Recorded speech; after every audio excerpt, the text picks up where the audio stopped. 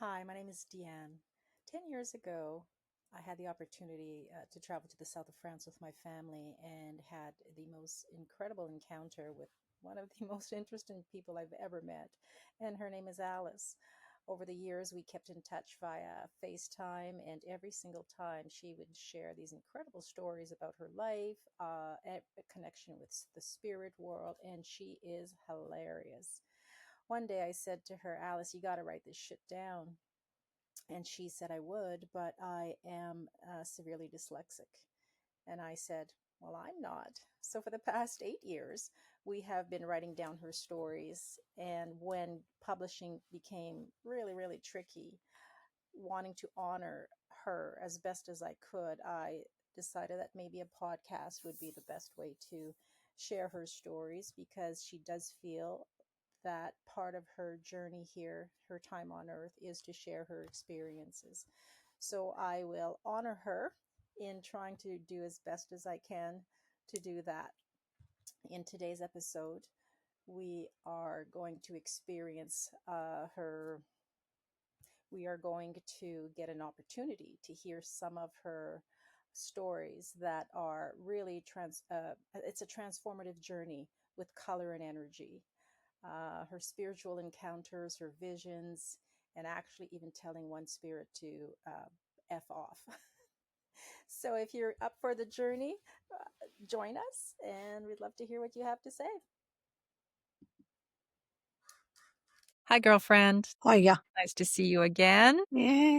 The last podcast we did was around color. And as I had mentioned in that podcast, because color has been such a big influence on you in your spiritual journey, that we'd probably need more than one podcast to talk about color. So today's podcast will be a continuation of the last one. And I was hoping that we could talk about one of the profound experiences you had with an ice dome. It was actually so profound that you wrote a story about it. So we have two versions of that story. We have a story that explains it through your eyes, and then we worked on a kid's story with the ice dome. So it was a big deal. It was a big deal. So I was hoping that you could share that experience with our listeners today. Yeah. If I'm going to talk about it, I need to talk about the beginning of it because otherwise you won't get the idea of what was given to me. I just had this feeling, I've been having it for a little while to write a children's story. And as I wrote this story, it began to grow. I was seeing different things that to add into the story. One part, I'm along the river that I loved and grew up with, and I was sitting there, and the story it was about a family, especially a little man that came into play, whose name was Pip's Cotton Wool Rags. Don't know how I got that. But this is the name that I gave him. And in the book, in the story, he's gone off to find some flowers and things for a friend of his. And the character that I was writing about was a man and a father. And he was sitting leaning against a tree, dozing, taking in the early morning sun. And as he sat there, he started to doze and he started to see thousands of the little lights of colour, and gradually slipped into a sleep. As he went into a sleep, he could see a bridge forming across the river, and he went with it. The other side of the river, he was looking, and a character appeared. He was a man, very tall, full of colour, as he stepped onto the bridge and came across. And his name was Manatee, and he spoke to this man, his name was John, and invited him to go with him on a short journey. So across the river they went on this bridge, coloured bridge, and there was a whooshing sound, and he found himself in a land of ice. And there was these very tall people that were with him. One in particular, the spokesperson, invited him onto the ice. As he stood there, the others disappeared into a small igloo that was built to the right-hand side of him. As he stood there, this man suggested that he describe what he was seeing. He said, "Tell me what colours you see." And he said, "Well, I just see white because it's ice. There's nothing else there but ice. And that's what I see." And he said, "No, look deeper." And as he looked deeper, he noticed that the ice was showing thousands of these little tiny pinprick lights of colour, because white is all colour. And then he invited him to look to the far horizon. And as he looked out to the horizon, you see a green, a beautiful soft green, moving and beginning to come towards him. It was shifting and moving and dancing. And as it arrived at where he was, he started to play with the colour. He was able to communicate telepathically with the colour, and he started to move it. He was able to play with it, and he could feel the intelligence of this beautiful colour. And then when the dance was finished, because it was like a dance, the colour, the green colour, started to move away, going back towards where it has come from, the horizon. And his name was John, by the way, the character I'm talking about that I'd created. He turned, and the spokesperson who was standing with him, one of these beautiful souls, all dressed in just white, loose garment, invited him into the igloo. And as he walked into the igloo, it wasn't an igloo. He was in a vast ice hall. And as he looked round this hall, there was archways, and coming from the arches were different colours, different coloured vapours, just drifting into the main hall. It was massive. And Manatee was with him all the time, and he invited him into the arch on his left-hand side, which housed the colour purple. And as he went through, he noticed that there was so many different shades of the colour.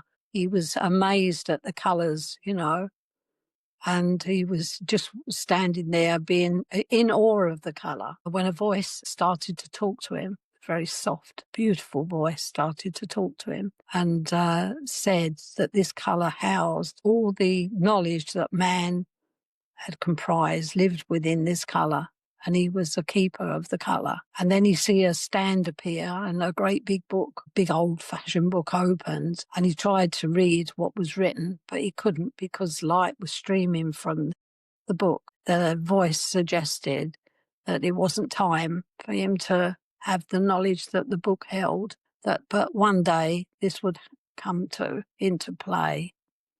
And it was time to leave because Manassu was calling him from the hall. And so reluctantly, he left the space with Purple and Mauve, came into the hall, and Manatee invited him to the arch on his right-hand side, which housed the colour pink. And he was told immediately that this was the space where people who had passed over to the spirit world could go into these pools of bubbling water. There were healing pools, and the idea was that they could go into the pools and regain their strength again after having passed away with illness or just the journey of passing over into the new time. And this also was a space where you could go and meet loved ones who had gone by, and it was just beautiful. It was this bubbly. In fact, I who created John, wanted to get into the pools myself because I could see what this was all about. And then I was called, we'll say John was called again back into the hall. And as he left this space, there was all these pink lights that came over him, which made him lift in joy as he goes back into the big main hall. And then the next arch to go into was basically orange and yellow. As he went in, the idea was that these were the colours that created music, and they weren't travelling around this space and entwining with one another. It was just so lovely because he loved this character, loved music, which we all do really. So I was thinking aloud, really. And then the next one was the colour that was red, which housed all the animal kingdom, which I was quite surprised at, but that's how it was given to me. And then it was time to come back home. So he didn't want to leave the area, which I didn't, but it was time to go back. So we came out of this. I kept going back to this because it was just such a wonderful experience. I was actually experiencing it. It wasn't coming just from my mind. I think I was taken there to experience these colours. And I think the idea was that I only experienced a few to take on that knowledge because there's such a vastness about colour. And I know going through that and experiencing Joe too, and also working with Jill with Spectrum Colour, gradually built up a knowledge for me. I know now that pink, if I want to feel love, I want to be uplifted with love, I just think of the colour pink. I think about the sunrise, and I think about the evening time when the sun goes down, and the Lord of Light has showered us on the earth with this colour because he loves us all, because we are part of him. We're his children, all of us. Every single soul is part of this, what I'm suggesting. Green, we all see green with the grasses and the trees, and this is a quietening colour, it's a heart colour. And if we're not very well, or we've been ill, or we just want to relax and quieten down, what do? We go for a walk, we go for a ride, we go into a park and have a walk around, or sit underneath that tree and take the energy from the tree. And when we walk away from the park or the fields, how do we feel? We feel refreshed. And sometimes we don't even realise why. We've just been for a lovely walk. So that's, why we feel so refreshed. But the colour has an awful lot to do with it. Well, it has everything to do with it because we are colour. We're just, moving in onto what we are, bringing it into play. Of course, blue sky, you look at the blue and that's a massive healing colour. And we all at some point see blue, I mean, it's very rare for us English. We have so much rain, but today it's beautiful where I am. I'm sitting looking out the window and it's all blue and just magic. And when I think about the purple, the royal family in ceremonies, very often purple or mauve is used in their garments. And so I'm sure that I know Prince Charles apparently is very into gardens, and I think he understands a lot more about what these connections are and how we can draw from them. I think I'm right in saying that the Queen Mother, she knew an awful lot too. So I think our royal family are quite keyed up on the complementary side of life.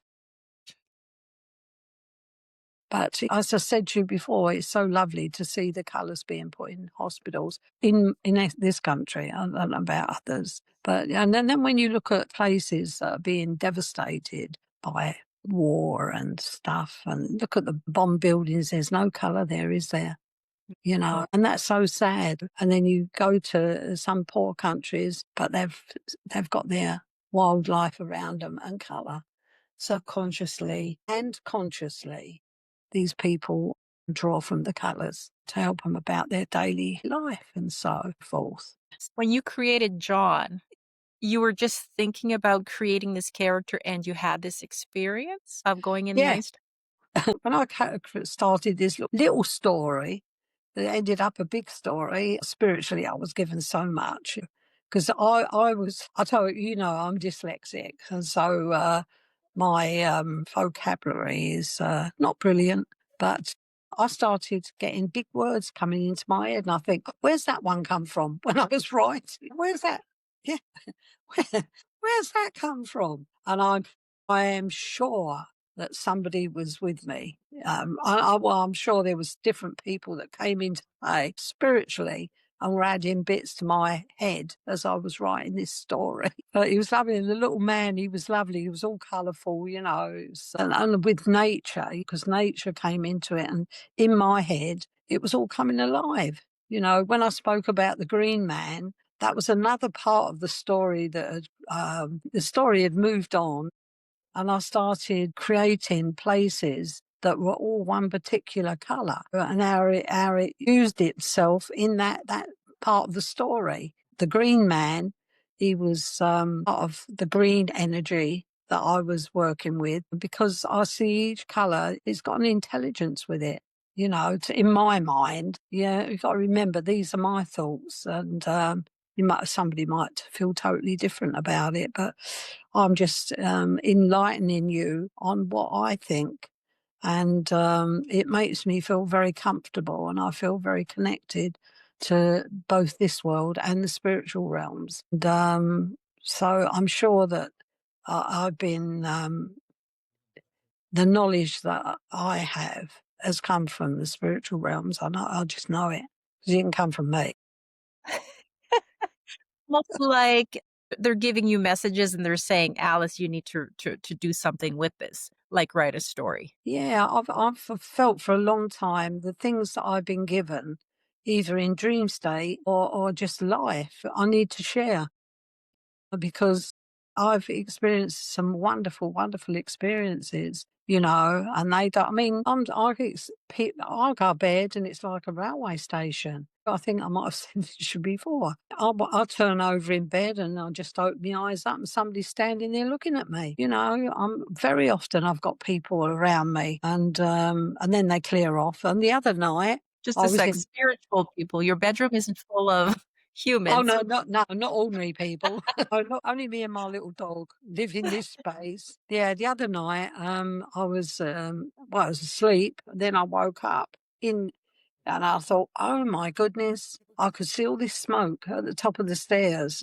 that leads into my bedroom. And I thought, oh God, there's a fire downstairs. There must be a fire. Well, I haven't jumped out of bed and run. I'm still laying there and I'm going, oh, I think there's a fire in my bedroom. And the more I came awake, it just all seemed to gather together and disappear. So when I came to, I thought, oh, there must have been somebody trying to connect in with me, because this is how it sometimes happens. That's happened a couple of times in this, because this is a new space, really. It's a new place. And so I'm still building the energy in this. Well, you've stayed with me. You know what it's like. Your reunion, we met 10 years ago, and then this past summer we were able to be together in person again. Yeah, which was magic. Yeah.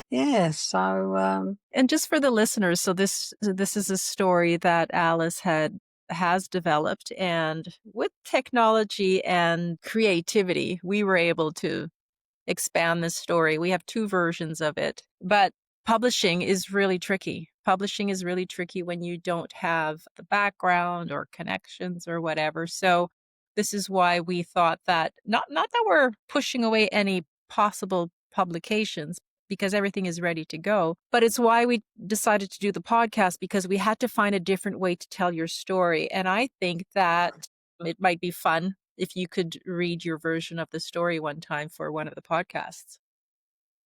da, da, da, da, da. Yeah, Nutty Alice's story. I think it'd be fun.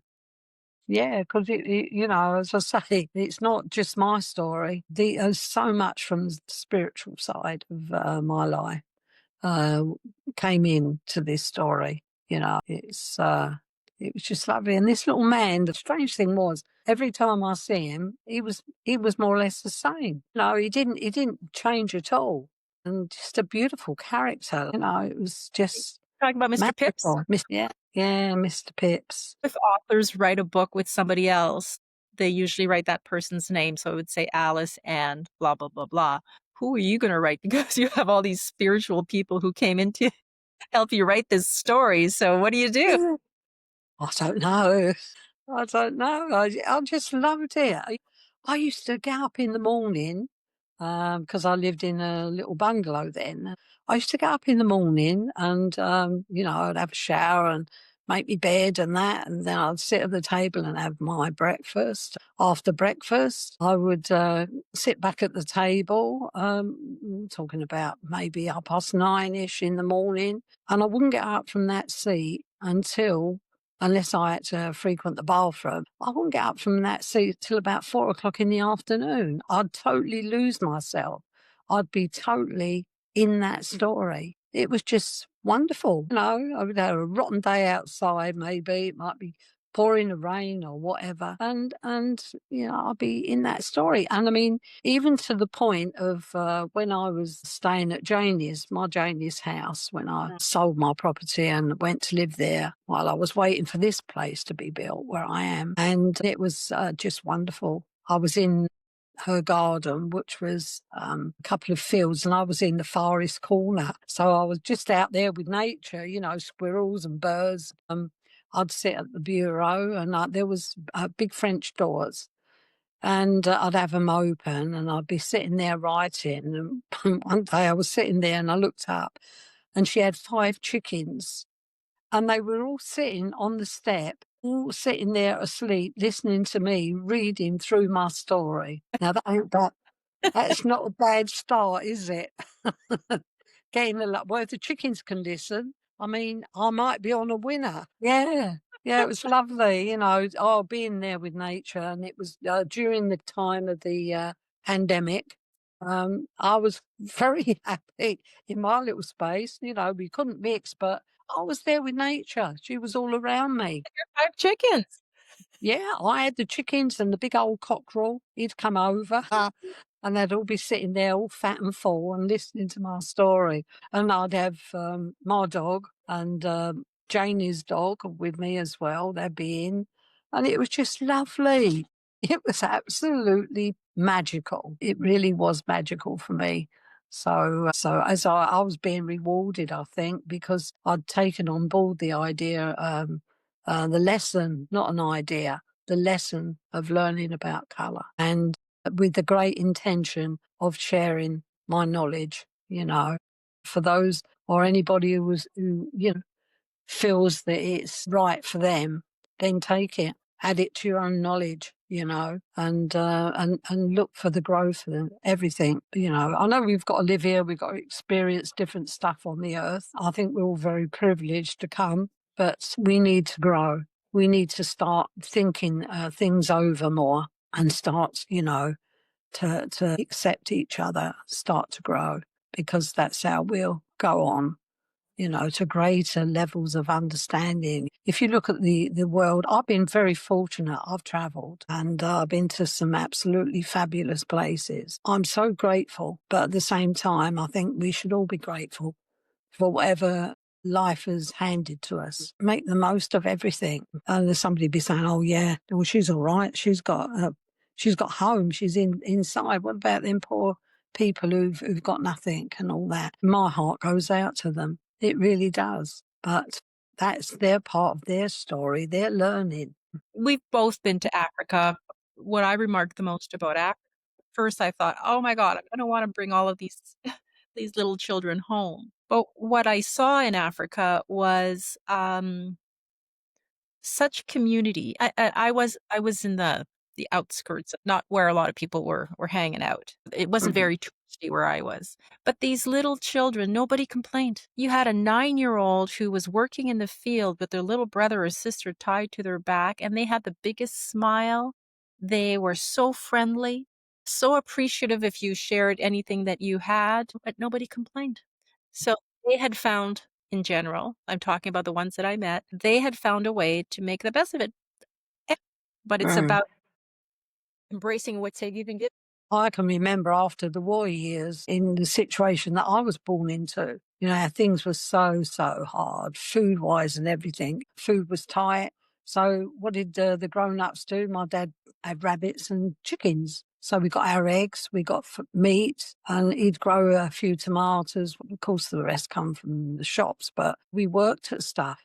We didn't have loads of toys and that. We made the most. We'd get some old wheels and knock a barrow up with orange boxes or something like that and paint it up. And we'd be out there playing for hours. We didn't have all these stuff that the kids have got nowadays. We were happy kids. We were happy. I look back to my younger days and feel quite happy about the stuff that went on. Yeah. And then I lost my dad at 11. I mean, that was really a harsh lesson, but you accept it and you get on with it, and you grow without realizing it. You grow. So And you've yeah, talked about your dad's death and finding solitude in nature. So here we have this terrible experience of losing your dad, and then on the other side of that is a bond with nature that was created for you. which was my helper, a big, big, big time. But then life has its ups and downs anyway, and that makes you stronger. That's what gives you strength. That's not just your life. You look at a bigger picture. You look at other people, what they're having to endure. I mean, some of these people who live in the rich side of existence, a lot of the people they mix with are not true people. They're full of themselves and all that. So that's not very nice either, is it? I'm not knocking people who have the richer side of things. That's another lesson. That how they work can't be fun, can it? Or can it be?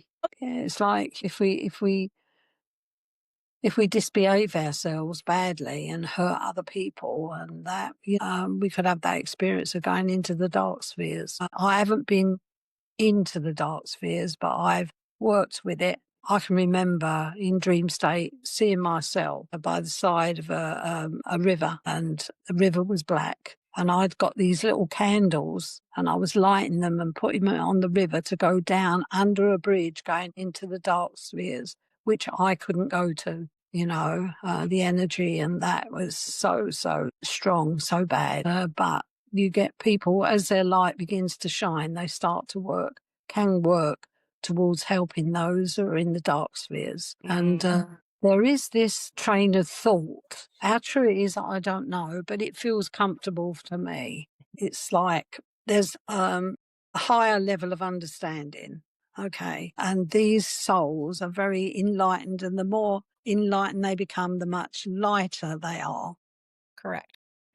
We're in a learning stage where we can not go down into the dark places because it's like sticky mud, but we can come to a point where those who are calling out for the light, we can help them to a point where these higher souls can actually come down to take them to a place of like a hospital type of situation, Could you understand that? So we've got the higher level of people, spirit, and then we're here, and then there's the mucky muck down here. So Yeah. we are called to help the mucky mucks. Yeah. But they've got to ask for help. Right. They've got to look for the light. And then because nobody is lost. That's what I'm trying to put across. Nobody is lost.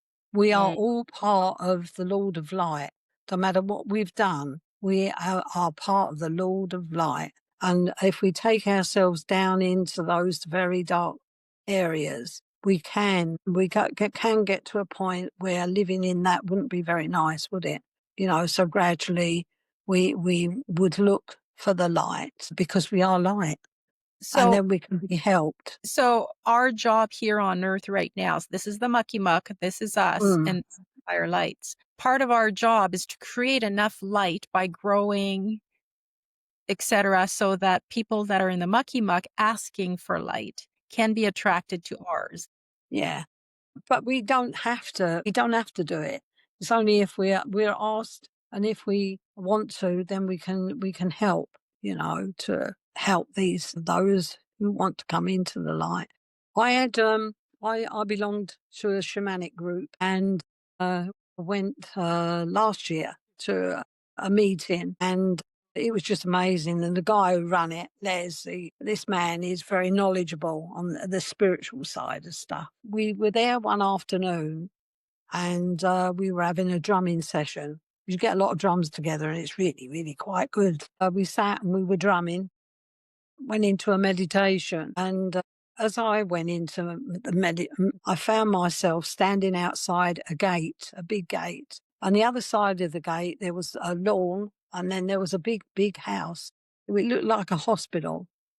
And there was 4 layers of windows. And I looked at the gate, and the lock on the gate was all rusty. So I knew it hadn't been opened. It wasn't opened. So I was on the other side of this gate, not in the hospital grounds. I was on the other side. And I was with a little band of spiritual beings. They were like friends, Indian type friends of mine. And they were meditating, but they were drumming as well. As they were drumming and I was there with them, one of my little guides had come and asked me if I was all right. And I said, yeah, I'm fine. And as I said that, I see the big doors on this building open up and people starting to come out. And there was one man in particular, he got his arms up and looking at the light. You could see the joy in this man's face. And all the windows, I noticed that the blinds were down. And then the blinds had gone up apart from the top floor. It was the blind was still down because it was all light. It's a different light to our light. It's a much bigger light, the spiritual light. I can't explain it really, but I'd said to somebody, why are those blinds not up? And they said they're not ready to receive the full light at this point of time, not ready for it. But these others have been allowed out into this space. It was just amazing, and when the drumming had stopped and I'd come back, Leslie said to me, I don't want anybody else, we said to the little group, I don't want anybody to tell me what you've experienced apart from you, Alice. I want you to tell me what you've just experienced. So I told him, and he knew that I was going to have an experience, by talking to his guides or helpers, told him that I was the one who was going to have this experience. And it was just amazing, really. But God, I had I had a terrible chesty cold for about a week. Get coffee and bringing out muck off my chest after that experience. Interesting, eh? Why do you figure? Well, because I'd been around that dark energy, Yeah, it was interesting, very interesting, and I knew I was being looked after and I couldn't be touched by anything that was dark. So, not that I work for I don't look for anything dark. But I think when you are spiritually grown to somewhat, you can help. That's my belief.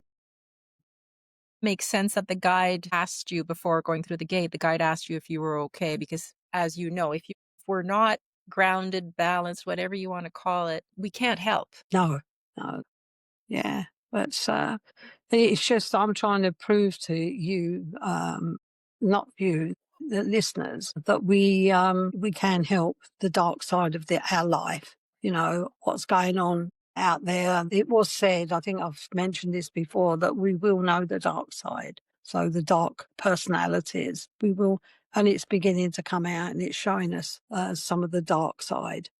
But we can work against it. We just start bringing in the light to ourselves and lifting and thinking about the wonderful colours. If you're watching somebody mouthing off and being very negative, just sit there and you can do so much by just sending colour. Just send them love. See it all in colour. See them wrapped in colour.